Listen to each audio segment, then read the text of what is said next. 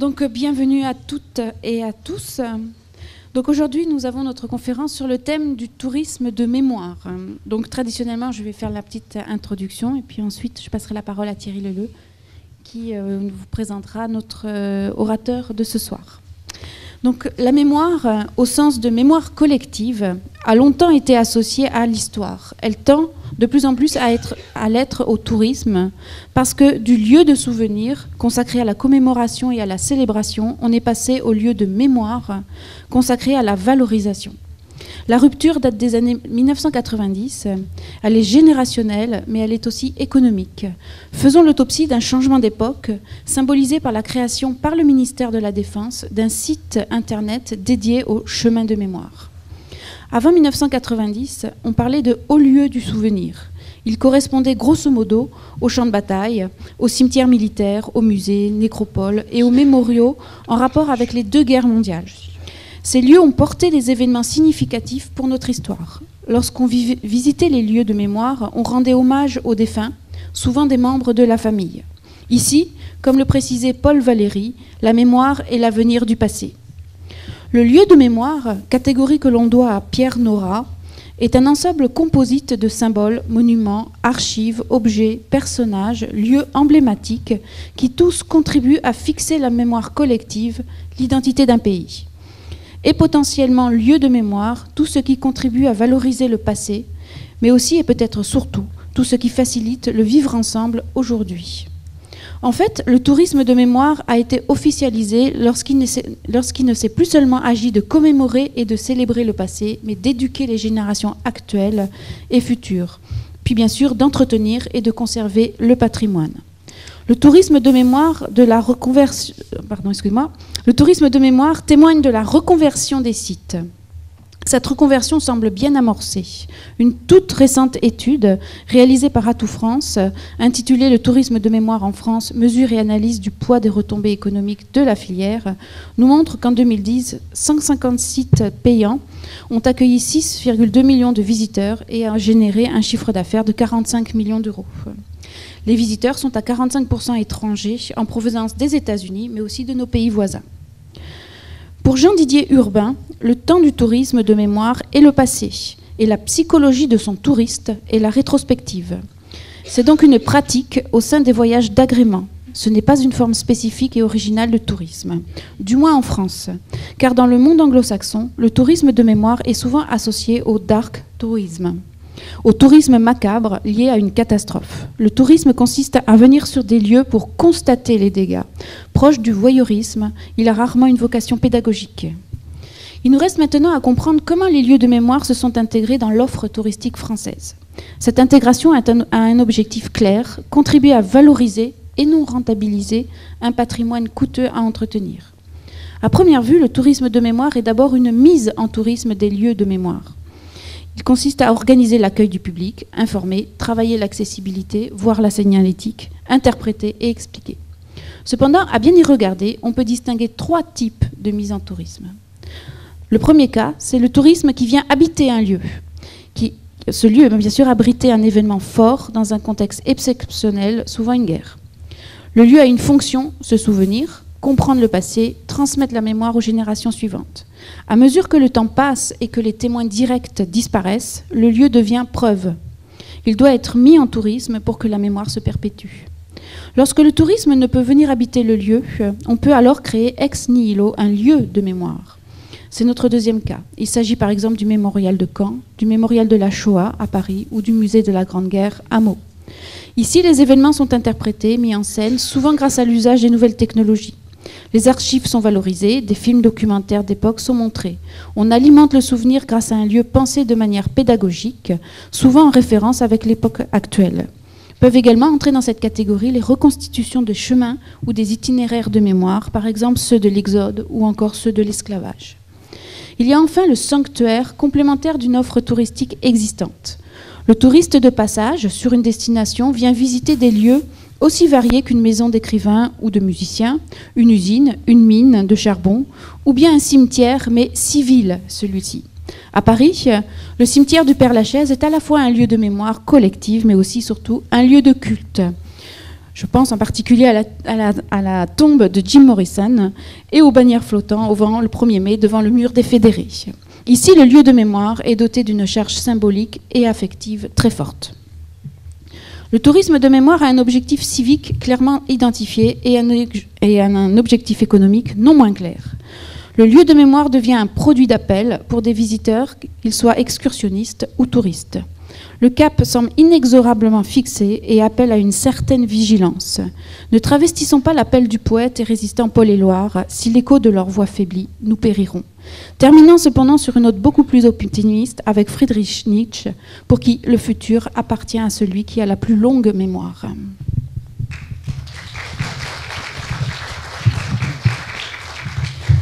Merci Amélie, hein, c'est elle qui m'a suggéré la... Éluard. Non, mais moi... non. Bon, un mot quand même. En France, il y a des lieux de mémoire partout. Hein. Mais c'est vrai que le livre de Pierre Nora, moi j'ai eu Simon comme prof, alors, son frère. Le livre de Pierre Nora avait fait date parce que c'était la première fois qu'on conceptualisait en histoire les lieux comme des symboles et des emblèmes de la République et des choses pour lesquelles donc nous avions une histoire non seulement liée à l'événement, mais à l'histoire de l'événement. Hein. Donc c'était quelque chose de très important. Donc si vous avez l'occasion de lire ce livre qui est publié, si je me souviens bien, qui était publié chez Gallimard, un livre blanc et rouge, il y a une trentaine d'années, c'est resté quand même quelque chose de très important. Il y a aussi ici des tas de lieux de mémoire hein, dans la région. Hein. On ne peut pas creuser un trou au Val d'Europe sans tomber sur une nécropole mérovingienne, une ferme gallo-romaine, et maintenant on trouve même des mammouths près de Meaux. Mais c'est aussi, souvenez-vous, la bataille du Petit Morin et du Grand Morin. Hein, on n'est pas très loin de lieux importants de souvenirs. Je pense à Dormans, je pense à Notre-Dame de l'Épine. Bon. Et à peine plus loin que Meaux, il y a aussi Verdun, Douaumont et tous les sites. Et avant ça, bien sûr, le chemin des Dames. Pour toute une génération, on a été plongé là-dedans. Moi, dans l'histoire de la famille, mais je crois qu'on a tous dans nos familles quelque chose comme ça, on est complètement imprégné de l'histoire des 2 dernières guerres mondiales. Et par conséquent, c'est intéressant de pouvoir s'extraire, j'allais dire, d'une approche sentimentale pour essayer d'avoir une approche rationnelle de cela. Et pour nous, en plus, une approche touristique et économique. Michel Rouget, c'était, j'allais dire, à la fois simple et compliqué de l'avoir. Simple parce qu'il est notre voisin immédiat, hein, donc il est le directeur du musée de la Grande Guerre de Meaux, que vous avez, j'imagine, tous vu, ou que vous devez voir absolument si vous ne l'avez pas encore vu. Mais avant d'en être le directeur, parce que ce musée est tout nouveau, il en a été le chef de projet. Et il a tout de suite pensé son musée, j'allais dire, non pas simplement comme un endroit où on devait conserver, cacher les collections de M. Vernet, mais comme un endroit ouvert et qui devait être un endroit en interaction avec son environnement. Et donc je pense que vous avez été nommé en 2005 ou 2006 sur cette mission de mémoire, et je me souviens très très vite, vous avez pris contact avec les grands acteurs de la région pour leur dire comment pouvons-nous travailler ensemble. Et pour ce qui concerne Disney, ça fait 6 ans que nous travaillons ensemble. Hein, on a essayé de vous aider, on a essayé de... Pourtant, Dieu sait si entre Disney et le musée de la Grande Guerre, il n'y avait pas, a priori, hein, parce que la guerre n'est pas le centre d'intérêt de la société Disney, le lien n'était pas évident. Et pourtant, par plein de détails, il était évident. Walt Disney avait été lui-même soldat en 1919. C'est sur son ambulance qu'il avait commencé à peindre ses Mickey, une ambulance tout à fait semblable à celle qu'on peut voir d'ailleurs, qu'on a pu voir lors de l'inauguration du musée de la Grande Guerre. Et puis ensuite, il y a eu... parce que Disney est très en relation avec un tas de fondations américaines, on a pu mettre en lien la France et les États-Unis. Et vous avez remarqué qu'il y a dans cette région énormément de monuments américains ou de cimetières américains. Alors, évidemment, ce n'est pas les grandes plages de Normandie, hein, mais pour la guerre 14, il y a quand même, à partir de 17, énormément de soldats américains qui sont tombés dans cette région, et donc des monuments aux morts qui se sont créés entre 1918 et 1935 en gros, et donc ce sont aussi des lieux de mémoire. Et d'ailleurs, le musée de Meaux est situé juste à côté d'un énorme monument, hein, la liberté éplorée, voilà, c'est ça, dont vous parlera Michel Rouget tout à l'heure, ce qui fait que, évidemment, ça lui donne une force et une densité tout à fait particulière. Alors, il ne faut pas croire que Michel Rouget est un homme glauque, hein, qui vit dans le souvenir des choses macabres. C'est pas du tout, d'ailleurs, vous verrez l'image qu'il donne. Et il n'était pas prédéterminé à devenir le conservateur et l'animateur d'un lieu de mémoire. Mais avant d'arriver à Meaux, il avait été quand même déjà tourné vers l'industrie du tourisme, en quelque sorte, puisqu'il avait aidé au projet à Saint-Étienne de la création du lieu sur la manufacture des armes et cycles, hein, pour ceux qui connaissent, donc du musée de Saint-Étienne. Et sinon, de formation, c'est un historien et un historien muséographe. Voilà. Donc, c'est vrai qu'il fallait pouvoir attirer. Or, ce soir, il y a à Meaux la diffusion des Sentiers de la Gloire de Stanley Kubrick avec un grand historien qui sera présent, et vous avez accepté de vous extraire de cette cérémonie pour venir ici, et nous vous en sommes particulièrement reconnaissants. Voilà, donc je vous donne tout de suite la parole, et puis on va vous écouter avec attention, et je pense même avec beaucoup d'intérêt. À tout à l'heure, puisqu'on se retrouvera pour vous poser des questions quand vous aurez fini votre exposé. Pas de problème.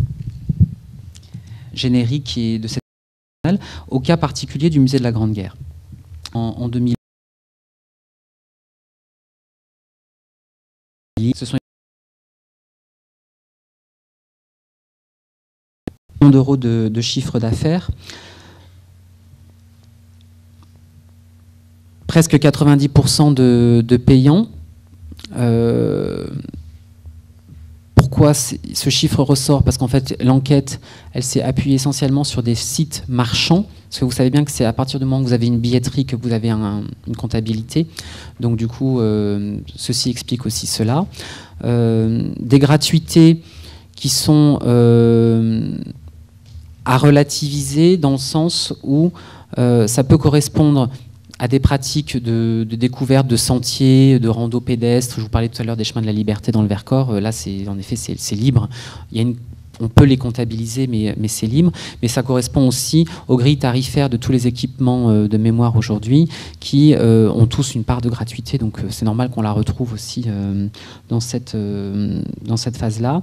Et un panier moyen, tout compris, de l'ordre de 5,07 €. Et un panier moyen boutique de 1,07 € qui est un petit peu en deçà en général, les sites dits culturels, donc boutiques de musées, on est un petit peu plus de 2 €. Donc on est un petit peu en deçà. Mais voilà, les chiffres, ça c'est des chiffres, c'est la première fois qu'on les a. C'est la première fois qu'on peut cibler un tourisme de mémoire, économiquement, combien ça rapporte. Donc c'était important. Sur les retombées économiques, alors là c'est très complexe. L'étude a fait un très gros travail en analysant en détail 6 départements. Donc je vous les cite: la Haute-Vienne, le Bas-Rhin, la Meuse, le Calvados, la Somme et le Var. Il y a à peu près 10 pages dans l'étude pour chaque département sur la méthodologie. Donc vous savez que ce type de ratio, et quand j'étais en cabinet d'ingénierie culturelle, c'était l'éternel casse-tête, parce que finalement, on n'arrive jamais, c'est très difficile d'évaluer les retombées économiques d'un lieu, d'un équipement culturel ou d'un équipement touristique. Et donc on croise des chiffres qui sont des nuitées hôtelières avec des enquêtes de terrain. En l'occurrence, c'est ce que Atout France a fait, des enquêtes de terrain pour savoir où les gens, d'où ils viennent, est-ce qu'ils ont dormi, combien de nuits ils sont venus, est-ce qu'ils sont venus en séjour, où est-ce qu'ils ont mangé, combien ils dépensent en moyenne pour manger. Enfin voilà, ce type d'informations qu'on croise avec des ratios nationaux de pratiques touristiques qu'on a pu identifier, et aussi en fonction des pratiques départementales, puisque là les études sont ciblées par département. Et je vous ai juste sorti les 2 exemples les plus extrêmes de l'étude, à savoir le Var. Vous le voyez, qui a avec à peine, je dis à peine, 800 000 euros de retombées indirectes chiffrées sur l'été, parce que l'étude a été faite l'été, en fait, sur la période estivale, donc de mai à septembre, et après il y a eu une extrapolation pour évaluer sur l'année, avec 2 millions annuels. Je crois que la région Provence-Alpes-Côte d'Azur, c'est autour de 10 milliards d'euros de retombées en tourisme. Je ne sais pas si ce chiffre, c'est ce que j'avais identifié. Donc vous imaginez bien que la filière, pour le coup, la tourisme de mémoire, c'est peanuts, quoi. Enfin voilà, c'est vraiment une goutte d'eau dans cet océan, parce qu'on sait très bien qu'on va dans le Var et en région PACA, pas forcément pour faire les lieux de mémoire, mais plutôt pour aller à la plage, entre autres. Voilà. Et puis je vous ai pris à contrario le Calvados, donc Normandie, plage du débarquement, mémorial de Caen, musée d'Arromanches, enfin des sites vraiment emblématiques de la Seconde Guerre.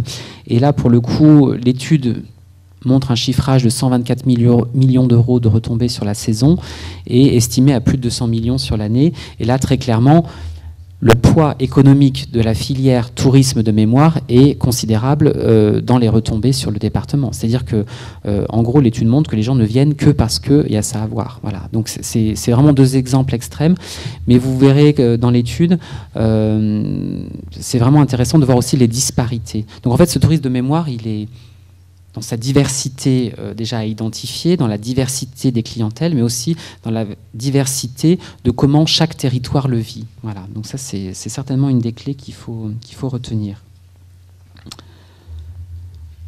Une fois que je vous ai dit tout ça, et je vois que le temps passe très très vite, donc je vais accélérer. Une fois que je vous ai dit tout ça, je voulais quand même vous dire deux mots sur le musée de la Grande Guerre et lui dire comment nous on s'est positionné dans cet organisme, enfin dans ce paysage, on va dire, du tourisme de mémoire. Donc, le musée de la Grande Guerre, dont je vous en ai touché deux mots tout à l'heure, donc site première bataille de la Marne, septembre 1914. Aujourd'hui, pourquoi le musée s'est construit à Meaux? C'est parce que là, vous avez des communes de l'agglomération. Donc en fait, le musée est porté par la communauté d'agglomération du Pays de Meaux. C'est donc 18 communes, 80 000 habitants. Meaux étant la plus importante, bien entendu, puisque Meaux, c'est 50 000 habitants. Mais à Barcy, à Chambry, vous avez aujourd'hui des lieux qu'on appelle lieux de mémoire, de la première bataille de la Marne. Vous avez notamment l'image d'en haut du cimetière de Chambry. Vous avez, je ne sais pas si vous voyez... on voit un petit peu dans le mur, vous avez des trous, en fait, une espèce de meurtrière. En fait, les zouaves de l'armée française se sont réfugiés dans le cimetière. Donc ça, c'est le cimetière civil, quoi, enfin de la commune de Chambry, le cimetière communal. Se sont réfugiés dans le cimetière et ont percé ces meurtrières pour pouvoir tirer sur les Allemands qui étaient, eux, dans les champs de l'autre côté. Et donc, ça n'a jamais été rebouché. Donc c'est une trace complètement visible encore aujourd'hui du conflit.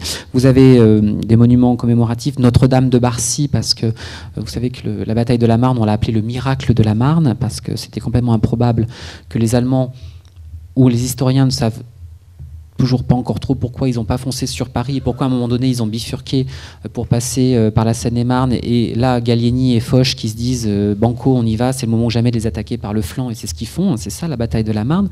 Et c'est le miracle de la Marne parce que c'est la bataille qui sauve Paris et qui empêche que les Allemands rentrent dans la capitale. Une plaque de cimetière allemand en dessous, et vous avez donc à droite le mémorial Charles Péguy, vous en avez parlé, et la grande tombe dans laquelle Charles Péguy est enterré, avec une centaine d'autres soldats. Et en fait, Charles Péguy est tombé dans le champ qui est derrière la grande tombe. Là, vous voyez, on est au cœur des champs. Ça reprend, c'est le même secteur que la photographie que je vous ai montrée, qui datait de 1915 tout à l'heure. Donc une légitimité en tout cas du territoire pour implanter ce lieu. Je ne vais pas rentrer dans le détail de toutes les étapes du projet, mais vous dire aussi qu'un musée, donc un lieu de mémoire, donc un équipement culturel, ça ne se fait pas du jour au lendemain. On ne prend pas juste 3 vitrines et on pose les objets dedans. Il y a 6 ans de projet derrière. Et à la base de tout ça, il y a Jean-Pierre Vernet, je vous en ai touché 2 mots tout à l'heure. Certains d'entre vous connaissent les bandes dessinées de Jacques Tardy sur la Première Guerre mondiale, la Der des Der, et sa dernière BD c'était Putain de guerre. Tardy, en fait, est le collaborateur de Jean-Pierre Vernet depuis 30 ans, ils sont amis. D'ailleurs, Putain de guerre est signé Tardy-Vernet. Et donc Vernet, c'est un historien autodidacte qui, je vous le disais, il a 65 ans aujourd'hui, a commencé à collectionner à 15 ans. Donc pendant 40 ans, plus de 40 ans, il a amassé une collection de 50 000 pièces et documents. Vernet, pour vous le situer, peut-être certains d'entre vous ont vu Un long dimanche de fiançailles de Jean-Pierre Jeunet. Est-ce que certains d'entre vous ont vu Capitaine Conan de Tavernier? Non, je sais pas, le film. La vie, rien d'autre avec Sabine Azema, Michel Noiret. Enfin, ces films 14-18, Jean-Pierre Vernet était conseiller historique pour ces films. Voilà, donc c'est pour vous situer un peu le personnage. Et donc il amasse une collection de 50 000 pièces et documents. c'est intéressant, dans les années 80, il cherche désespérément un lieu pour implanter sa collection. Il va à Verdun, il va dans la Somme, il va au Chemin des Dames, il va dans les forts à la frontière suisse, il va dans le Nord, et tout le monde lui dit non, vous êtes gentil, mais ça va, ça ne nous intéresse pas. C'est marrant. Aujourd'hui, tous ces sites, ils se mordent plus que les doigts d'avoir dit non il y a 20 ans à Jean-Pierre. Et je pense qu'il y a 20 ans, la notion de tourisme de mémoire et tout ça n'avait pas du tout le même impact. C'est intéressant ça par rapport au cas concret du musée, c'est qu'il y a 20 ans, je pense que c'est pas du tout dans l'air du temps de se dire mais qu'est-ce qu'on va faire encore avec voilà. La Somme lui disait mais c'est bon, nous on a les champs de bataille, on n'a pas besoin de votre collection. Verdun nous disait bah, attendez c'est bon, on a déjà le mémorial, puis des consorts, on voit bien la guerre, on a déjà les cimetières, les ossuaires, merci bien, ça nous intéresse pas. Et en fait Jean-Pierre Vernet était prêt à vendre sa collection à Boston et à Berlin qui lui faisaient des ponts d'or pour la lui racheter. Et donc en 2004, pour la petite histoire, il est venu faire une expo à Meaux pour les 90 ans de la bataille de la Marne. Et au moment du vernissage, donc, il rencontre le maire de Meaux, il lui raconte son histoire. Quoi, voilà. Et en gros, je vous la fais courte, mais le maire de Meaux a dit « Ok, personne n'en veut, bah, écoutez, nous on prend et nous on va faire un musée de la Grande Guerre. » Voilà. Et fin 2005, donc, on a acheté la collection de Jean-Pierre Vernet. 2006, mise en place du conseil scientifique sous la direction de l'historien Marc Ferraud. 2007, programme architectural. 2008, concours d'architectes. C'est l'architecte Christophe Lab, qui est un architecte parisien, qui a remporté le concours. Tout ce qui est études préparatoires. Un chantier qui n'a duré que 18 mois. Et une inauguration donc, le 11 novembre 2011. Donc voilà le fameux monument américain. La liberté éplorée, 26 mètres de haut. C'est un cadeau des États-Unis à la France. Donc ça fait vraiment clairement partie de tous ces lieux de mémoire qui étaient sur le territoire de la bataille de la Marne. On avait offert la Statue de la Liberté aux Américains et ils nous ont offert la liberté éplorée. Hein. Il y a vraiment de ça dans leur démarche. Ça a été payé par souscription américaine, sculpté par un Américain, Frédéric McMoniz. Et les Américains ont acheté le terrain. On a retrouvé les archives où ils ont acheté le terrain aux paysans à l'époque. Et après, ils ont fait don du monument et du terrain à la ville de Meaux. Voilà. Et en fait, le musée s'implante. Là, vous avez le début du bâtiment. S'implante, voilà, au pied du monument américain. Ça, c'était vraiment le concours architectural. Le monument devait garder le point d'appel. Donc finalement, cette image, je trouve qu'elle est assez parlante parce qu'elle est la preuve vivante que mémoire et histoire peuvent complètement fonctionner ensemble. Parce que comme vous l'avez compris, le point d'appel, ça reste cette mémoire de la première bataille de la Marne, très emblématique, c'est vraiment le phare. Hein, ça, c'était vraiment nous, ce qu'on avait voulu dans le concours d'architectes.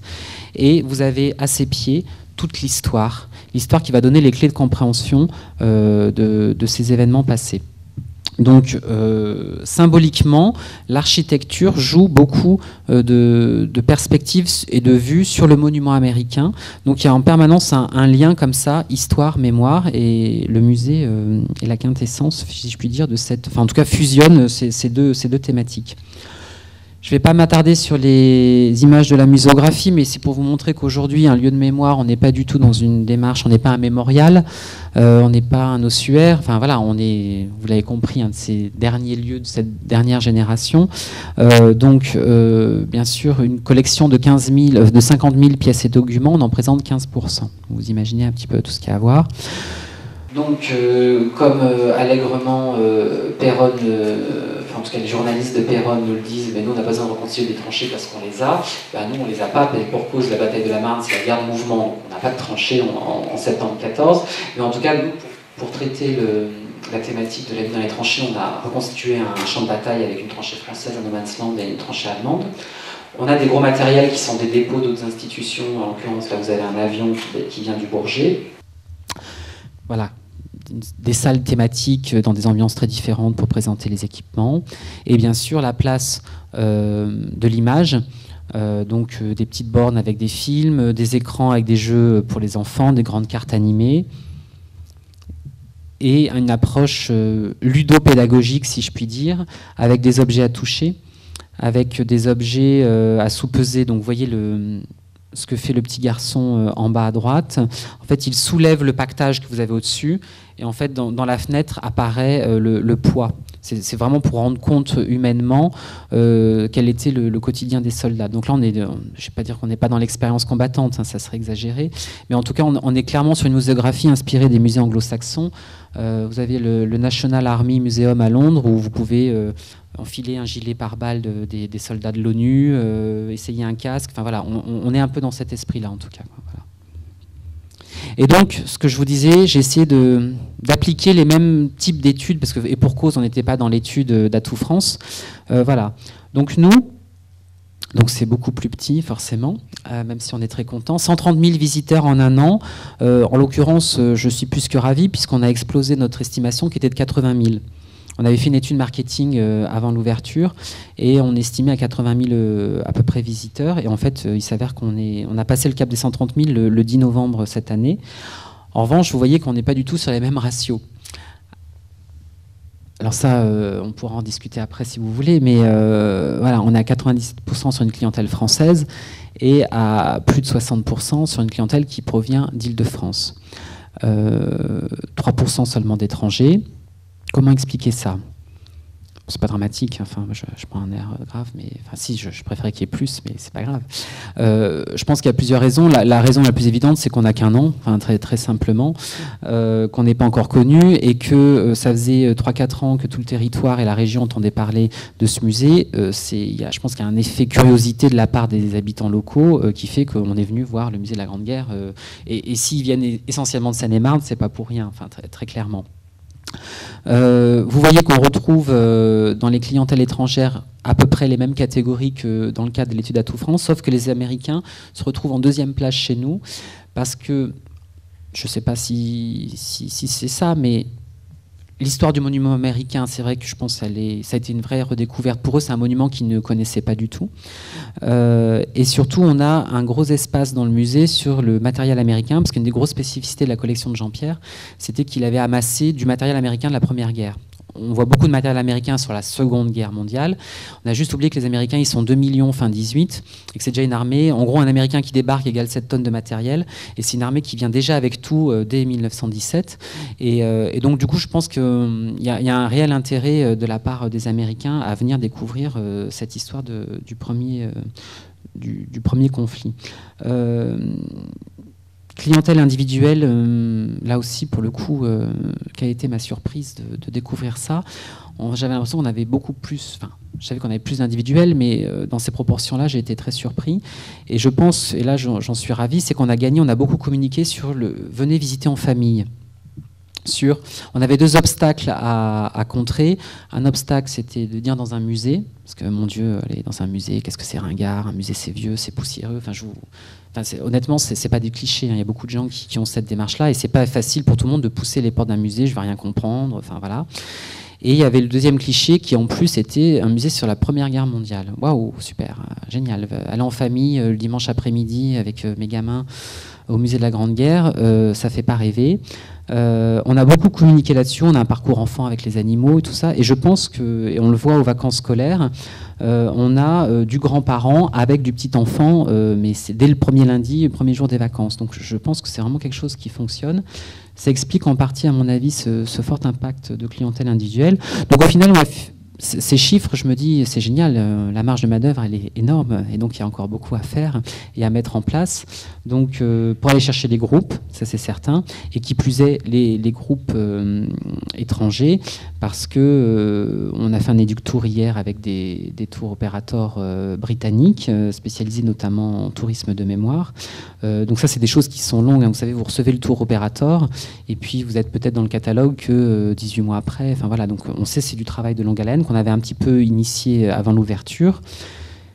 C'est difficile aussi de convaincre les gens quand vous avez qu'une belle plaquette pour dire venez au musée de la Grande Guerre, c'est génial. Maintenant, on préfère les faire venir et les faire expérimenter la découverte et la visite. Et là, en effet, en général, ils ressortent en disant on y va, on reviendra. En gros, alors là, c'est à la louche parce que il y a plein de choses qui rentrent en compte. En gros, 900 000 € de chiffre d'affaires depuis l'ouverture. Vous avez là aussi un rapport entrée payante, entrée gratuite qui est un petit peu plus enfin, qui est un petit peu plus différent. On est à 90, tout à l'heure, là on est à 80. Ça s'explique aussi parce que nos musées, on a des journées spécifiques de gratuité, journée du patrimoine, nuit des musées, où là on a eu beaucoup de monde. Puis il ne faut pas oublier qu'on a fait un week-end inaugural à 12 et 13 novembre l'an dernier, où on a eu 10 000 personnes et c'était gratuit, parce que c'était l'ouverture du musée. Voilà, donc ceci explique cela. On est sur un panier moyen un petit peu plus élevé que le panier moyen de l'étude. Je pense qu'on est sur un billet d'entrée plein tarif à 10 €, donc ceci doit expliquer cela. Il y a beaucoup de lieux de mémoire où on est à moins de 10 €. Un panier boutique un peu plus faible, là clairement parce qu'on a mis en place la boutique qu'au cours de l'année. Donc là on est en train de la développer, donc clairement on sait qu'on peut faire beaucoup mieux. Les retombées économiques, et pour cause, j'ai pas d'éléments plus concrets que ça à vous donner, mais on a déjà, ça c'est nos collègues de l'Office de tourisme et du service patrimoine qui nous l'ont dit, depuis l'ouverture du musée, 25% en plus de visites guidées de la cité épiscopale et de la cathédrale, donc du centre-ville de Meaux. À Meaux, il y a un spectacle historique il y a plus de 30 ans. On avait fait cette année un package spectacle plus musée, 1000 visiteurs en plus qui viennent au spectacle. Donc là, c'est très concret. Et surtout, il n'y a pas de restaurant au musée, parce on s'était dit, on jouera la carte de renvoyer sur les restaurateurs du territoire, de redistribuer nos clientèles sur le territoire. Et il s'avère qu'en effet, les restaurants sont plus qu'heureux, puisqu'ils ont toute l'année, tous les midis, du groupe qui vient au musée. Voilà. Donc là, pour le coup, ce qu'on avait espéré se passe réellement. Et il y a vraiment quelque chose qui est en train de prendre pour eux. Je termine encore 5 minutes, si vous m'autorisez. On n'est pas encore mort. Ça va, c'est bon. Juste vous dire que, touristiquement parlant, la création du musée, elle a changé la donne sur le territoire. Très clairement, aujourd'hui, le musée, c'est la figure de proue du pays de Meaux. L'office de tourisme était communal, il est devenu intercommunal, il est devenu EPIC. EPIC pour, vous savez, établissement public à caractère industriel et commercial, pour clairement pouvoir vendre du package et monter des packages et faire du commerce touristique. Voilà. Donc, qu'est-ce qu'ils vendent? Bien sûr, avant toute chose, ils vendent le musée. Mais ils vendent le musée et du coup, je vous parlais de la fréquentation du centre-ville, mais donc de la cathédrale, la cité épiscopale. Je vous rappelle, pour mémoire, Bossuet était évêque de Meaux, est enterré dans la cathédrale, donc c'est ça le patrimoine jusqu'à présent, c'était ça le joyau de la ville. Mais aussi l'occasion de découvrir sur les autres communes de l'agglomération, il y a le château de Montceau-les-Meaux, vous avez l'usine élévatrice de Trilbardou qui est sur le canal de l'Ourcq, donc qui du coup a une fréquentation un peu plus importante, parce que du coup l'offre s'étoffe dans les packages touristiques. Les sites de mémoire, je vous ai montré tout à l'heure, on va lancer une étude pour mettre en place d'ici 2014 une signalétique directionnelle, une signalétique d'interprétation. La problématique, vous savez aujourd'hui, de pouvoir visiter avec son smartphone, la géolocalisation et tout ça, parce que en gros, ça fait 100 ans, bientôt, mais depuis 100 ans, il n'y a pas eu une valorisation. Ces sites, ils sont là au milieu des champs, mais il n'y a jamais eu de valorisation touristique. Donc là, vous voyez, il faut 100 ans après, c'est ça aussi, ça veut dire qu'on n'a jamais estimé. C'est en ça que je pense que le tourisme de mémoire est vraiment dans ces grandes années, parce qu'avant, on ne s'est jamais posé la question de dire parce qu'après tout, on aurait pu avoir les 50 ans de la bataille de la Marne, les 70 ans de la bataille, enfin trouver d'autres occasions si on voulait s'habiller sur des anniversaires. Donc là, très clairement, la commande, elle est en route. Bien sûr, on suscite des nouvelles interactions avec les autres sites touristiques du département. Je pense à Vaux-le-Vicomte, à Provins, mais aussi au Parc des Félins et d'autres territoires, puisque mes collègues de l'Office de tourisme travaillent à mettre en place des packages avec Reims, avec Château-Thierry.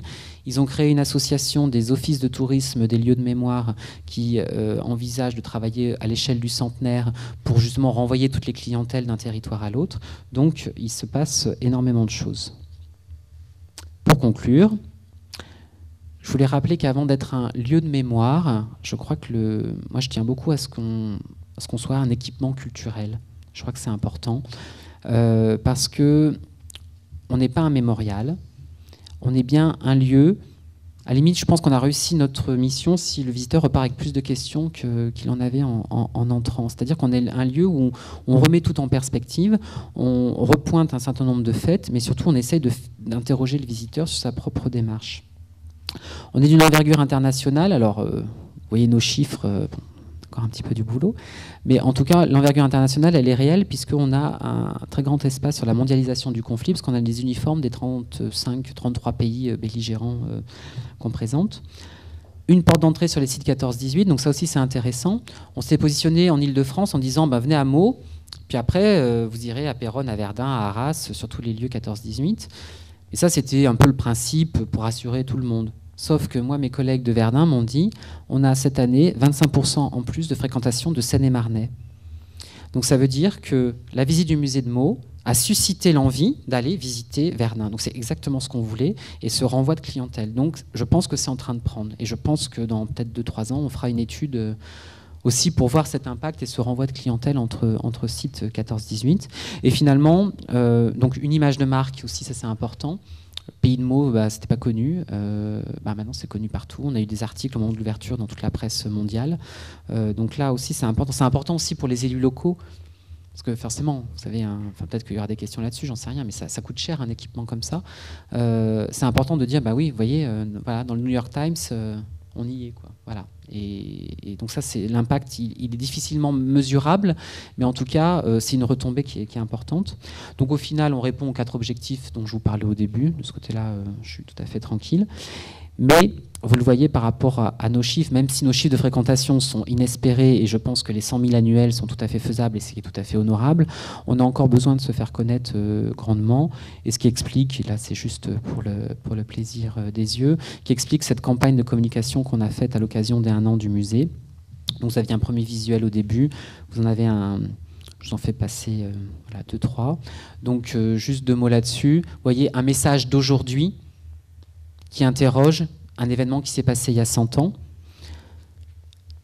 qui s'appuie sur un support physique, un objet. On est un musée, donc on a une collection, en l'occurrence c'est une plaque de verre stéréoscopique.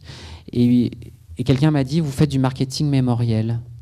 Ben oui, peut-être. Peut-être qu'un lieu comme le nôtre aujourd'hui, au XXIe siècle, est obligé aussi d'avoir une communication et un positionnement un petit peu original.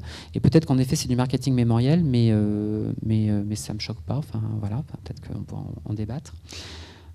Voilà, et vous dire que ce tourisme de mémoire, c'est ce que la grande question, c'est quid de 2019 et de l'après 2019, en tout cas pour un site comme le nôtre. C'est-à-dire que là, on va avoir le centenaire, donc ça va être la folie. Pendant 4 ans, 5 ans, on va parler de la Grande Guerre. Mais qu'est-ce que c'est ? Est-ce qu'aujourd'hui, on parle de la guerre de 70 ? C'est pas évident. Ça n'a pas eu le même impact, mais c'est quand même un conflit qui reste complètement qui est oublié aujourd'hui complètement. Et justement, ce que je vous disais tout à l'heure, est-ce que cette évolution du tourisme de mémoire, ça ne serait pas peut-être vers ces conflits aussi post-45, où on va avoir, qui sont encore des sujets brûlants, ne serait-ce que la guerre d'Algérie, même la guerre d'Indochine, ce sont des sujets encore brûlants, et avec le temps, les témoins vivants vont disparaître, et peut-être qu'on aura un tourisme de mémoire qui va pouvoir se mettre en place aussi sur ces conflits de la deuxième partie du XXe siècle. Voilà. Puisqu'après, la question ne se pose plus, puisque l'Europe est en paix depuis 60 ans. Et espérons qu'elle le demeure longtemps. Et espérons qu'elle le demeure longtemps. Voilà, je vous remercie. Je suis à votre disposition pour toute question.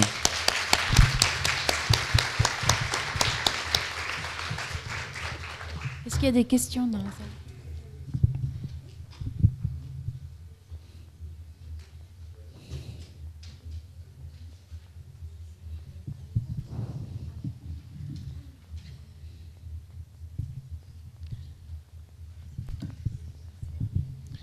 Bon, je commençais donc là. Ah bon, ok, super. Ah non, c'est mieux. Donc, bonjour. Et en fait, vous avez parlé justement de marketing mémoriel et de stratégie, et du fait que les dernières guerres allaient peut-être, entre guillemets, plus attirer de visiteurs une fois que les grands acteurs seraient décédés. Et moi, j'avais un peu la question contraire. Est-ce que vous pensez, par exemple, en Normandie, c'est un peu ce qu'on est en train de vivre, puisque les survivants sont de moins en moins nombreux. Est-ce que vous ne pensez pas qu'il faut changer de stratégie ? Que dans le tourisme de mémoire, il faut toujours changer de stratégie, puisque nous, on est une génération où on a encore nos grands-parents, etc., qui l'ont vécu. Mais est-ce que nos petits-enfants vont encore s'intéresser autant à ce genre de faits historiques ? C'est la vraie question. Mais c'est aussi, je pense, l'enjeu de sites comme le nôtre, dans cet aspect, entre guillemets, dans cette approche pédagogique, si je puis dire, où justement on peut donner les clés en transcendant justement la transmission familiale. C'est-à-dire que justement un lieu comme le nôtre, on l'a envisagé pour de 7 à 77 ans. Donc la personne qui au final n'aurait aucune connaissance sur la Première Guerre mondiale pourrait quand même se rendre compte qu'elle peut apprendre des choses. Je pense que ça rejoint aussi, c'est pas tout de faire venir, je pense que l'enjeu il est de faire venir les gens sur les lieux de mémoire. Je pense que c'est ça l'ambition. C'est d'arriver à leur faire comprendre que franchissez la porte de ce lieu, venez visiter ce lieu, vous apprendrez quelque chose. Et je crois que l'enjeu est là. Parce que moi j'ai des visiteurs qui me disent, oh là là, ou ils accompagnent un groupe, on sent bien qu'ils sont venus parce qu'ils étaient obligés. Et en fait, ils se rendent compte au cours de la visite, ils disent, ah mais je pensais pas qu'on pouvait apprendre tout ça et qu'on pouvait parler de tout ça. Donc je pense que peut-être que si stratégie il doit y avoir, c'est comment on donne l'envie de venir dans des lieux de mémoire. Je pense que c'est ça. Quand je disais tout à l'heure que c'était pas qu'on fera plus venir de visiteurs parce qu'il n'y a plus de survivants, c'est qu'on sera capable de parler avec un recul et de poser des questions sur des sujets qui sont sensibles à partir du moment peut-être où il n'y aura plus de survivants. Je pense très clairement à la guerre d'Algérie. Quand on n'aura plus de témoins vivants, peut-être que l'historien va pouvoir mettre sur la table des sujets, vous savez, qui sont complètement épidermique encore, et peut-être que quand il n'y aura plus cette mémoire vivante, l'historien, du temps de la mémoire, on va passer au temps de l'histoire, et on va peut-être pouvoir remettre et ressortir sur la table tous ces dossiers. Donc c'était plus dans ce sens-là que j'évoquais le rôle, la disparition des survivants. Mais moi je pense que si stratégie il faut changer ou il faut avoir, c'est comment on dit aux gens, venez. Voilà. Et c'est un peu le sens d'une campagne de communication comme ça aussi. Enfin, je ne vais pas tout ramener au musée de la Grande Guerre, mais c'est un peu ça l'idée, quoi. C'est d'arriver à se dire, venez, vous allez apprendre plein de choses. C'est aussi pour ça qu'on ne se positionne pas comme un musée militaire. On est un musée d'histoire et de société. Enfin, je pense qu'il faut aussi remettre tout le temps l'histoire de la mémoire dans un contexte plus général et de prendre toutes les portes d'entrée possibles pour justement se rendre compte qu'on peut parler de tout et à tout le monde. Bonsoir. Moi j'ai une question un petit peu d'ordre financier. Vous l'avez dit, ça coûte de l'argent. On va rentrer en effet dans des années de commémoration. Donc ma question est la suivante. Est-ce qu'il y a aujourd'hui des mécènes ou des partenaires privés qui s'intéressent à ces commémorations et qui s'intéressent à ces lieux et ces animations de tourisme de mémoire? Alors, le cas concret du musée de la Grande Guerre, si vous le voulez bien. On n'est pas dans les années du centenaire, mais nous, on a eu, je vous disais, à peu près plus de 30 millions d'euros d'investissement, à peu près 10% de mécénat. Donc en gros 3 millions, avec une trentaine de mécènes qui se sont rassemblés, et donc en mécénat de compétences comme Disney, mais en mécénat financier aussi pour d'autres. Donc il y a réellement eu un intérêt, et j'ai envie de dire, il n'y a pas eu de grandes... Pas de difficulté, c'est difficile, mais c'est un sujet qui est facile, entre guillemets. C'est facile pour une entreprise et pour une entreprise, un mécène privé, de s'identifier aux valeurs et à l'histoire de cette Première Guerre mondiale. Je dirais pas du tout la même chose sur le second conflit mondial, où là c'est beaucoup plus difficile. Et une anecdote, moi j'ai des collègues de sites Seconde Guerre mondiale qui m'ont dit qu'ils étaient simplement horrifiés qu'on puisse avoir sur notre flyer dans nos mécènes Disney et Coca-Cola. Donc je leur ai juste expliqué pourquoi, la proximité géographique, l'histoire. Coca-Cola, on a une bouteille de Coca dans la collection, donc c'est comme ça que Coca est venu. Mais très clairement, ce qu'on peut faire sur la Première Guerre mondiale, voilà, c'est sûr qu'au Radour-sur-Glane, avec des grands panneaux publicitaires avec tous les mécènes, c'est peut-être pas encore, les esprits sont pas prêts à ça. Et je pense que sur la problématique de la Seconde Guerre, il y a cette difficulté-là. Sur la première, non. Il y a des valeurs qui sont faciles à défendre pour une entreprise sur cette thématique du premier conflit. Alors sur la problématique du centenaire, oui, vous savez qu'il y a un groupement d'intérêt public, Mission Centenaire 2014, qui au niveau État s'est mis en place. Très clairement, ils vont chercher des mécènes, bien évidemment, et ils en trouveront. Parce que l'ambition quand même de l'État pour 2014, c'est ils ont en référence le défilé, le bicentenaire de la Révolution française. Hein. Donc c'est quand même quelque chose d'assez ambitieux et de grande envergure. Donc oui, il y aura cette démarche d'aller chercher des mécènes. Nous, nos mécènes, nous continuent de nous accompagner. Régulièrement sur des actions, voilà. Et je pense que sur la problématique de la Première Guerre mondiale, oui, c'est facile c'est facile. Si on regarde Disney, si vous me permettez, parce qu'on peut se dire pourquoi après tout Disney a aidé le musée de la Grande Guerre, c'est pas du tout Il n'y a pas de souci, on ne vend pas Mickey à la boutique du musée de la Grande Guerre. Au contraire, même on pourrait avoir l'esprit inverse et de dire que les gens qui vont à ce musée, et même s'ils dépensent 1,40 € par personne en moyenne, c'est déjà 1,40 € qu'ils ne dépensent pas chez Disney. Donc vous voyez, dans une démarche d'approche marketing, les gens vous diraient que c'est contre-économique.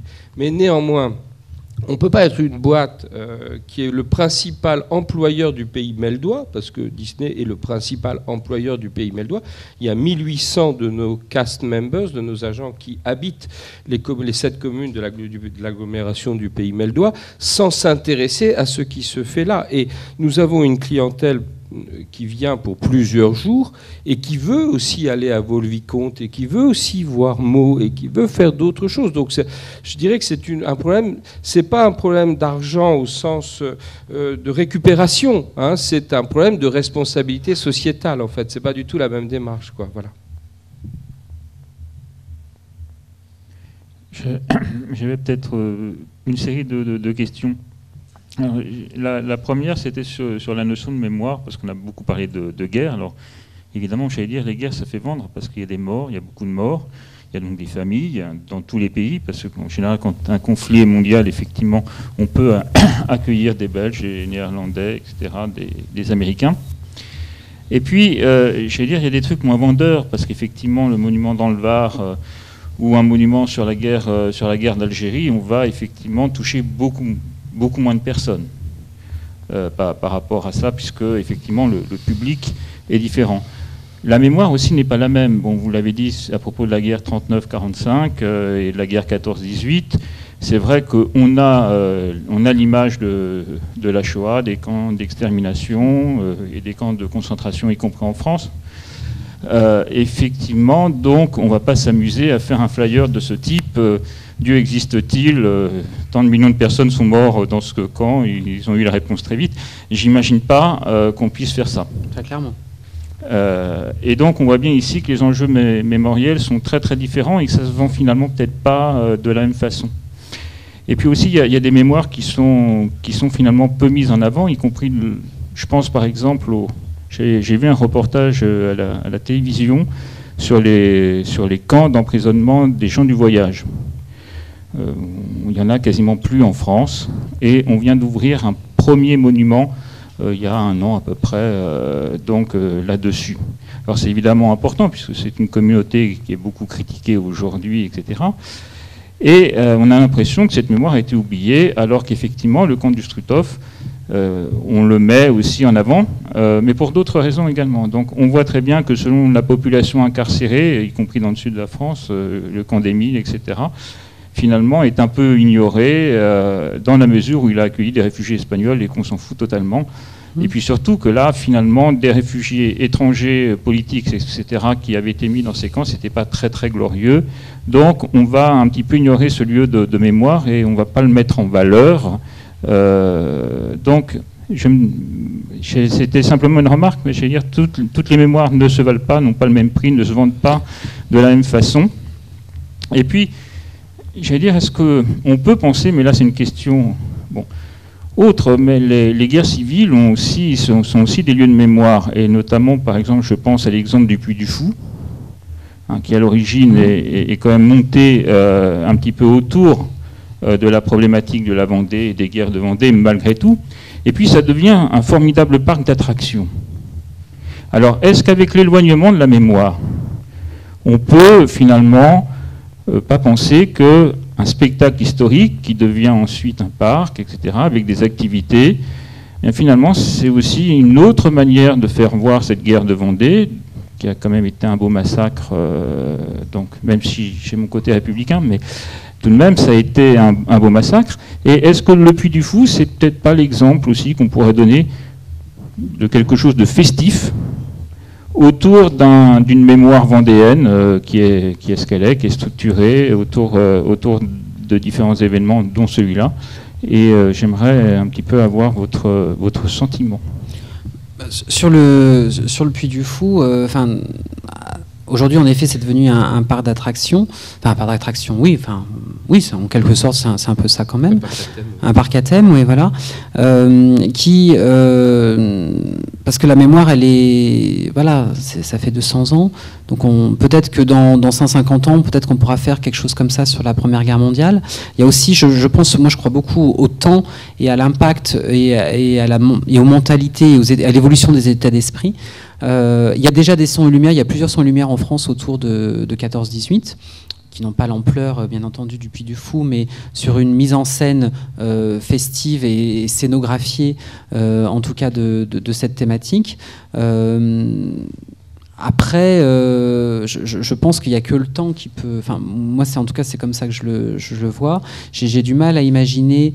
on verra bien ce que l'État proposera pour les commémorations du centenaire, mais je pense que ça va être très, très soft. Parce que je crois que c'est une mémoire qui est encore trop proche de nous, même si ça a 100 ans. Et peut-être c'est dans 50 ou 70 ans qu'on verra comment ça évolue. Si ça évolue dans ce sens-là, en tout cas. Voilà.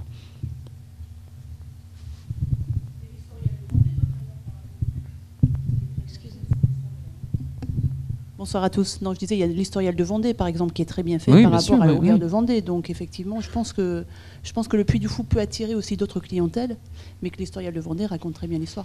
Non, moi, j'avais une autre question. Quand vous mettez les USA par rapport à votre clientèle, est-ce que vous mettez vraiment les USA ou est-ce que vous incluez le Canada? Est-ce que c'est non, il n'y a pas le Canada. Oui, d'accord. Oui, voilà. D'accord. Et j'avais une autre question, mais j'ai oublié. Quel était le sens de votre question? Pourquoi vous vous intéressez à la part de marché nord-américaine? Oui, c'est ça? Je suis originaire du Nord-Pas-de-Calais. Oui. Ça ne se pas voit la pas. seule, on est plein de ch'timis ici. Et notamment les champs de bataille Vimy-Lorette, vous parlez d'Arras tout à l'heure, effectivement, on a Vimy-Lorette. Et j'y suis allée et nous avons donc un site canadien, oui, puisque là-bas c'est un territoire canadien. Donc ce sont les Canadiens qui sont sur place, qui accueillent le public. Je ne vais pas vous faire avec l'accent, je ne sais pas faire, mais... et notamment, il y a des Canadiens qui viennent. Le jour où j'étais venue, il y avait des Canadiens qui souhaitaient venir parce que leur grand-père était venu faire la guerre et ils souhaitaient retrouver la trace des ancêtres. Et pour le coup, c'était vraiment le tourisme de mémoire. Oui, mais c'est vrai que la démarche anglo-saxonne est vraiment dans une démarche familiale, une quête personnelle. Hein. La première démarche, elle est de cet ordre-là, oui, ça c'est certain. Et quand le ministre a ouvert le musée de la Grande Guerre, il a commencé en disant « On a tous dans sa famille un oncle Charles ». Et il a raconté l'histoire de sa quête personnelle dans les Dardanelles pour retrouver la trace de son grand-oncle. C'est vrai, ouais. Merci. Mais juste pour revenir sur les mémoires, en même temps, vous savez que Rivesaltes, il y a un projet d'équipement sur le camp de Rivesaltes. En effet, l'Émile a enfin ouvert et est visitable. Donc il se passe quand même des choses, même sur des mémoires qui sont peut-être moins mises en avant, mais en tout cas, il y a quand même du coup, on est bien dans la phase du temps de l'histoire avec des centres d'interprétation et des musées qui essayent de donner les clés de compréhension de ces sites. Ça, c'est certain. Et la disparité, elle est aussi en Allemagne. Je peine à travailler avec l'Allemagne parce que très clairement en Allemagne ils étudient quasiment plus la Première Guerre mondiale à l'école, quoi. Donc ils ont complètement été l'enseignement de l'histoire a été complètement absorbé par la Seconde Guerre mondiale. Et moi, j'ai rencontré les attachés culturels à l'ambassade de Vienne ou à l'ambassade de Berlin, dans l'ambassade de France, pour dire est-ce qu'on, dans le cas du centenaire, on ne pourrait pas imaginer une expo. Enfin, nous, on amène des pièces de la collection dans votre... Oh là là, mais attendez, voilà, on est dans des pays, pour la Première Guerre, on verra bien. Il n'y a pas du tout de mise en place ils réfléchissent pas du tout aux cérémonies de 2014. Donc, vous voyez, nous, comment on s'active. En Allemagne, on veut oublier. On veut clairement oublier. Oui, puis clairement, ils font pas du tout le lien entre. Ils sont obnubilés par la seconde, sans comprendre qu'on peut comprendre le pourquoi de la seconde si on connaît un peu la première, quand même. Ils ont des mauvais souvenirs. Ils veulent vraiment oublier ça. Oui, non, je sais bien, mais qu'est-ce que ça veut dire d'une nation qui veut oublier aussi son histoire? Enfin, c'est quand même assez étonnant. Et même avec l'Office franco-allemand de la jeunesse. La question, c'est, on s'est rencontrés, ils nous ont dit, mais qu'est-ce qu'on pourrait faire pour intéresser les jeunes au centenaire de la Première Guerre mondiale, parce qu'on ne sait pas ce qu'on va pouvoir faire. Est-ce qu'on ne préfère pas célébrer nos victoires que nos défaites? Enfin, ma femme est autrichienne, il ne faut pas lui parler de 1918, parce que ils ont été emmenés dans le conflit par la Prusse, et ils le disent comme ça, et c'était la fin de l'Empire. Donc, évidemment, il faut faire attention. Est-ce qu'il n'y a pas nous, on parle de la Grande Guerre. La Grande Guerre, c'est la guerre victorieuse. Hein, c'est la guerre non, il y a ce phénomène-là. Mais après, dans le temps de l'histoire, on peut aussi avoir le recul nécessaire et se dire, on repose les questions, on comprend le phénomène. Mais je pense qu'il y a de cet effet-là. En effet, c'est toujours plus facile quand on est dans le camp. Et j'avais une deuxième question. Quelle est votre méthode marketing justement pour faire connaître le tourisme, enfin le musée de la Grande Guerre à l'étranger? Alors, on est essentiellement sur campagne de presse, campagne de communication et relations presse. Voilà. C'est-à-dire que l'affiche, les affiches que vous avez là, que je vous montre, elles ont été affichées à Londres, à Berlin, à Bruxelles. Voilà. Et on travaille beaucoup avec la presse de ces pays-là. Voilà. Beaucoup en relation presse, en fait. Merci. Il est 7h30, alors on va... Non, mais allez-y, madame, je vous en prie. Mais après, on doit terminer dans 5-10 minutes, quoi. Hein, voilà, ok. Après l'argent, j'ai une question sur l'avenir et les enfants. Sur l'avenir et les enfants. Ah, l'avenir et les enfants. Je voulais savoir, en fait, comment les enfants réagissent au musée, qu'est-ce qu'ils disent, qu'est-ce que, après une année d'activité... Qu'est-ce que vous pouvez nous dire là-dessus? Comment les enfants réagissent par rapport à cette histoire et cette mémoire? Il faut déjà savoir que quand on a un groupe, que ce soit, alors pas les troisièmes, mais quoique, en tout cas avec les CM2, enfin non, parce que remarquez, vu ce que les troisièmes m'ont raconté cet après-midi, oui, ça marche aussi pour les troisièmes. Il n'y a aucune notion du temps. Donc c'est-à-dire quand on commence et on leur dit 14-18, il faut déjà commencer par dire que non, il n'y avait pas le téléphone portable, que non, c'est pas Napoléon. Enfin, voilà, c'est de cet ordre-là, hein, mais c'est même pas amplifié. Hein, c'est vraiment le type de voilà. Et donc il faut déjà qu'on déblaye tout ça, et après on essaye de commencer à parler du conflit en tant que tel. Ce qui est certain, c'est que alors il y a les scolaires dans un premier temps. On arrive vraiment à les capter. On a des ateliers autour de la Grande Guerre en couleurs, enfin des choses comme ça. C'est assez facile. Ils reproduisent des affiches à la manière des affiches de propagande. Enfin voilà, on leur explique la typographie. Enfin, ça fonctionne assez bien. Là, cet après-midi, l'atelier que j'ai fait avec les troisièmes, c'était un atelier sur les archives. Donc on leur donne des objets et on leur demande de jouer l'historien pendant 2 heures et de mettre en relation et de comprendre comment, qu'est-ce que ces objets veulent dire et comment on peut leur raconter une histoire. Donc ça fonctionne assez bien.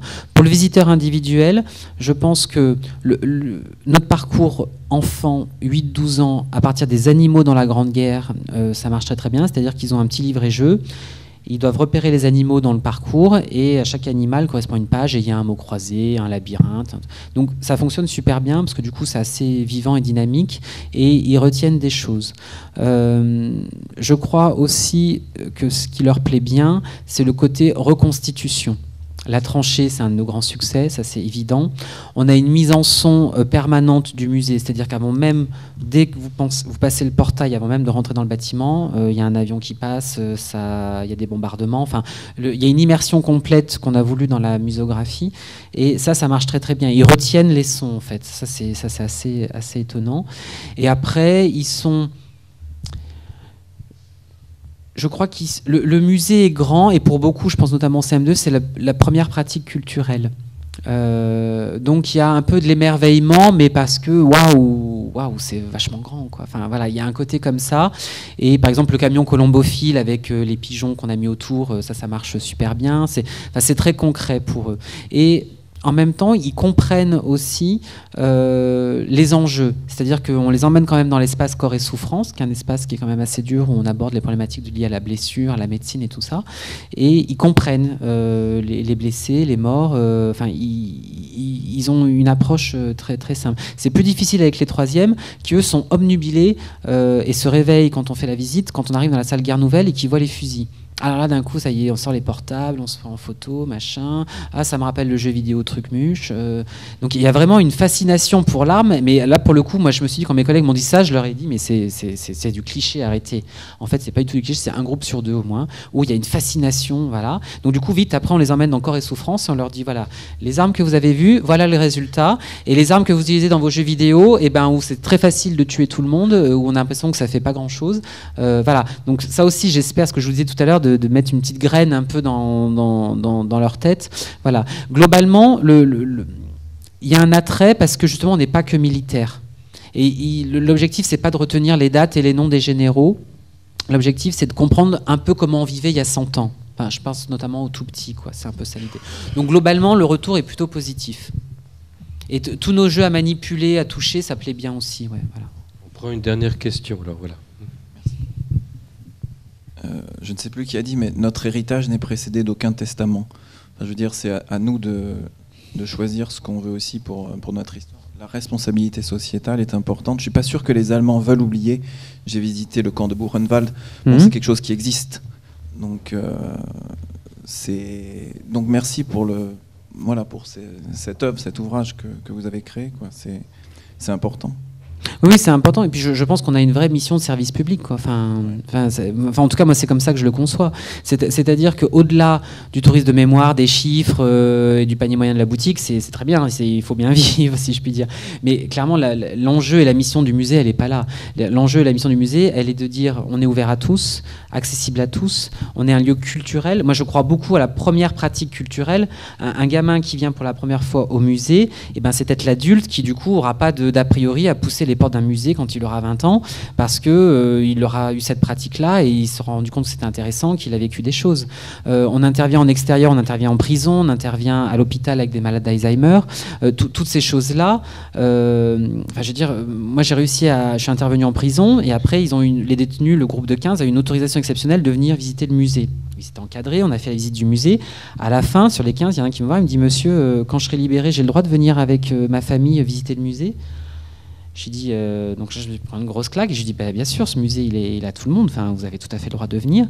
Et je me dis peut-être qu'il y en aura qu'un sur le groupe qui reviendra, et je ne sais pas s'il reviendra, mais en tout cas, qui se pose la question. Pour moi, là, je me dis, j'ai bien fait de me lever ce matin, voilà, j'ai fait mon job. Et je pense qu'il faut avoir beaucoup d'humilité. Moi, en effet, je disais, je sais que les gens ne vont pas repartir avec le nom des dates des batailles et le nom des généraux, mais si en ressortant du musée, ils se disent juste, ils rouvrent une BD de Tardy, ils voient un DVD, ils se disent tiens, prochaines vacances à la maison de campagne, on ira voir dans le grenier, peut-être nous on a une malle avec des affaires du grand-père de maman et on n'est jamais allé voir, j'en sais rien. Et voilà, moi je pense que le contrat rempli, la mission, on a fait le job, quoi. Enfin, très clairement, moi c'est vraiment dans cette approche-là que je l'ai. Et du coup, derrière tout ça, oui, on a une mission de service public, d'éducation populaire, d'éducation culturelle. On a un auditorium, on fait des concerts tous les mois et tout ça. Voilà, on a une activité culturelle, voilà, et on a un lieu vivant. Voilà, c'est tous les clichés qu'on peut avoir du musée qu'il faut qu'on arrive à balayer. Mais c'est super motivant, quoi. Du coup, le matin on se lève, on a quelque chose à faire. Je crois que c'est le mot de la fin, en fait. Hein. Je crois qu'on peut pas avoir une plus belle déclaration. Hein. Parce qu'il pourrait y avoir une sorte d'indécence à se dire on va faire un lieu de tourisme sur un lieu de mémoire. Et en fait, ce que nous a montré Michel Rouget ce soir, c'est qu'on peut parfaitement faire cela dans la dignité, dans une grande dignité, dans le respect de la mémoire. Et en plus, lui donner un message non seulement culturel, mais je crois aussi pour ce qui concerne la Première Guerre mondiale, la der des der, puisqu'on espérait que ce serait la dernière, un message de fraternité humaine et universelle, puisque ça a été 35 pays qui sont battus ici chez nous. Hein. Donc merci tout simplement.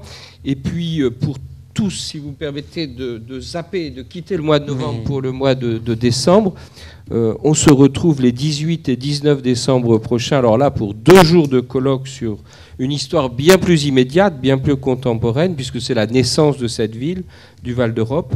Et je sais que pour un grand nombre d'étudiants, vous allez participer à l'accueil de délégations qui vont venir. On va avoir du beau monde, ça va être très intéressant. Je vous remercie à l'avance de votre implication. Et ce que j'espère, c'est que le 19 décembre au soir, on pourra se dire « Waouh, on a réussi un super coup tous ensemble, là », puisqu'en même temps, on a fait de l'histoire et du tourisme, finalement. Merci. Merci à vous.